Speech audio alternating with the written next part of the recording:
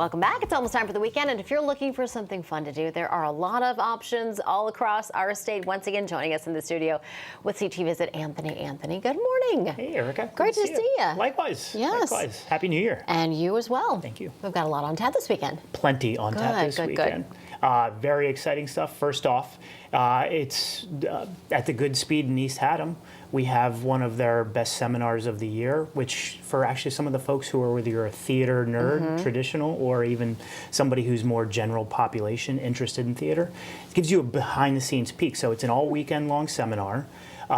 Opens up, you have chats with some of the actors, writers, producers.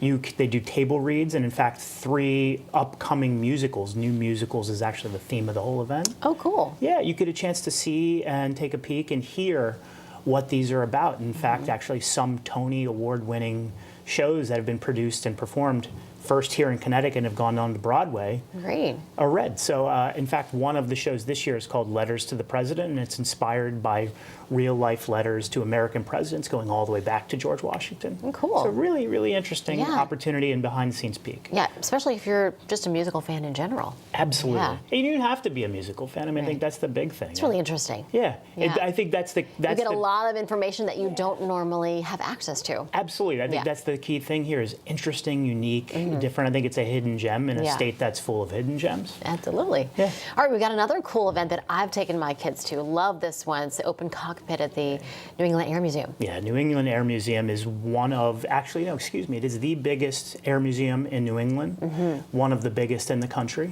And they have open cockpits of all their 100 plus planes. Which is really cool for the kids. It is a cool experience for them. Yeah, it's a tangible thing. You can sit and pull the levers and see how things work. You know, old planes all the way back to the dawn of flight, all the way up to some of the newer pieces they have. And the Air Museum isn't just all planes. They have flight simulators kids can jump into and play with, and it's a great chance to see. Not just for kids. I mean, kids of all ages, adults too. Absolutely. Absolutely. It's just a neat experience to be able to get that hands-on. Yeah. And flight and aerospace engineering is kind of core to Connecticut's history and where we're going in the future. So it's a great chance to take part of that. Yeah. Now, a lot of people do have a 3-day weekend, and there are Martin Luther King Jr. celebrations happening. Absolutely. I think we often talk about something fun that's going on this weekend.